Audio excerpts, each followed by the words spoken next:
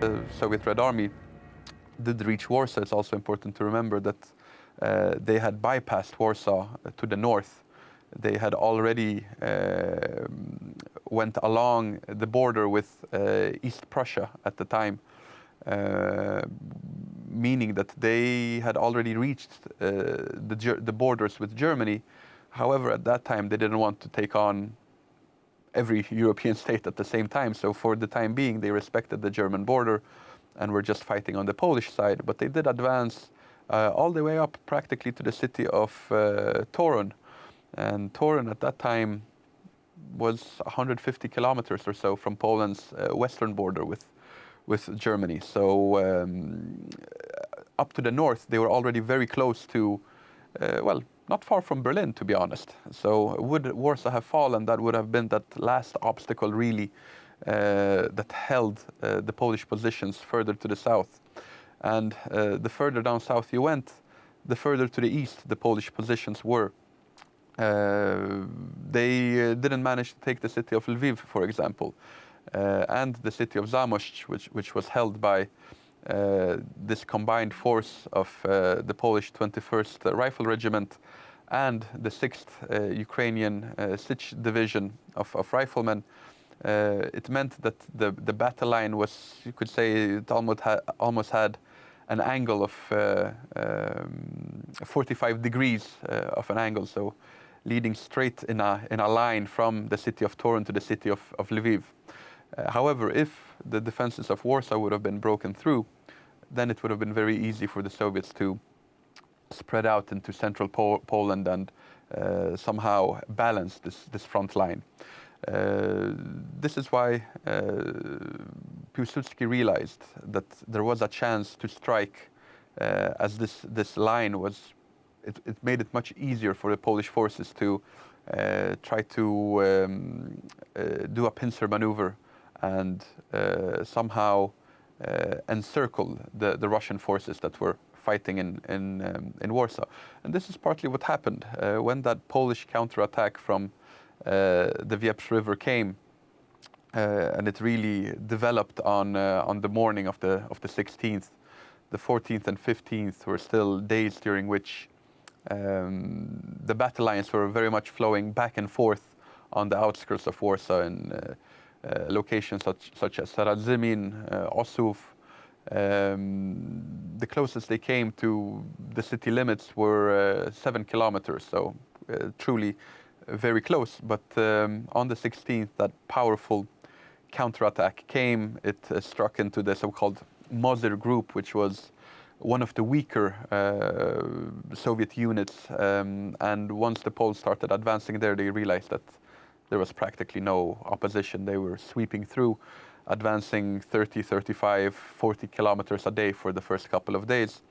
And quickly, there was so much disorganization in the Soviet Red Army after this that there was general chaos. There were some units that kept advancing, not even realizing what had happened.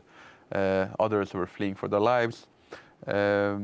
Unfortunately, there were around 30,000 or so that managed to cross the border with East Prussia. They were taken interned in Eastern Prussia, but later released by the Germans and allowed to return to their own country, where naturally they were able to join the army again and join the fight again. However, Piłsudski famously stated that he didn't view it as a problem since they had been defeated once. Mentally, they were in a poor state, and wherever they would encounter them on the battlefield again, he knew that they would be the first ones to break, and therefore spreading that panic into the rest of the Soviet Red Army. This offensive, though, from Warsaw would have been impossible had Warsaw also been threatened by encirclement from the south. This was not the case. As I mentioned earlier, the city of Lwów still held out, and a little bit further to the north you had the city of Zamość, the so-called Zamość Ring, which was quite a well-fortified city. And here you had a slightly different opponent that the Poles were facing. It was the famous 1st Cavalry Army of Semyon Budyonny. this very strange unit in Russia and in Poland as well, known under the name of Konarmia, the horse army. These were around 20, 25, 30,000 cavalrymen, which traveled with some armored trains, some famous tachankas, these horse buggies, you could say, where you put a Gatling gun behind and you turn it into a very powerful weapon, as you have the mobility that the horses provide you with and the firepower of a Gatling gun or a Maxim gun. So these were a major threat to the Poles, and these were also a cavalry army that was, in some ways, you could say it could be taken out of some medieval stories. They probably had more similarity with the Mongol troops that invaded Eastern Europe in the 13th and 14th centuries than with the modern armies that when we picture the Soviet Red Army, for example, during the final phase of the Second World War. By then they were quite well trained, many of them, and they had seen battle for a few years. They were more of even though naturally the Red Army was always the Red Army, they would never be the Wehrmacht with its organization, but compared to the Konarmia, it was something completely different. Yes. Adam, the clock has, as always, defeated us. I'm going to have to ask you to pause just there, if I may, but we'll pick it up next time.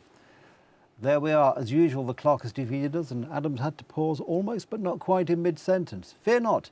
If you join us next time, as we hope you will, we'll pick up the story on Poland Daily History. In the meantime, thank you for watching.